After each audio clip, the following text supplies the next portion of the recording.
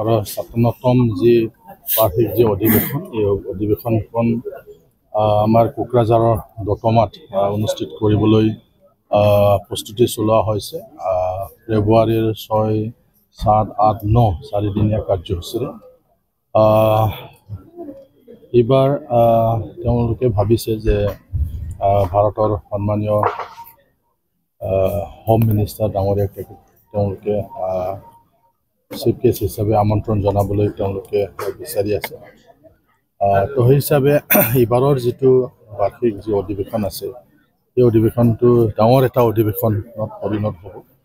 বিভিন্ন ইছ্যু লৈ পেলাই যিহেতু নিখিল বড়ো ছাত্ৰ সন্থাই কাম কৰি আছে, সেইকাৰণে এইবাৰ অলপ লেখত ল'বলগীয়া এটা কনফাৰেঞ্চ হ'বলৈ গৈ আছে। গতিকে আজি আমি ইয়াৰে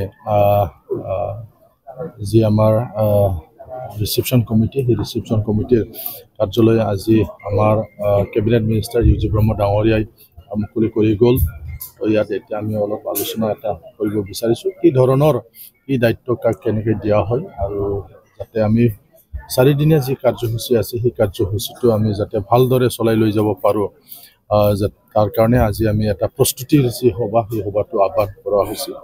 মোক ইয়াত ৰিচিপশ্যন কমিটিৰ চেয়াৰমেন দায়িত্ব দিয়া হৈছে। প্ৰাক্তন নিখিল বড়ো ছাত্ৰ সন্থাৰ এজন কৰ্মী হিচাপে ময়ো চেষ্টা কৰিম যাতে এই চাৰিদিনীয়া কাৰ্যসূচীটো যাতে ভালদৰে ৰূপায়ণ কৰি আমি দিব পাৰোঁ, তাৰ কাৰণে আমি আলোচনাত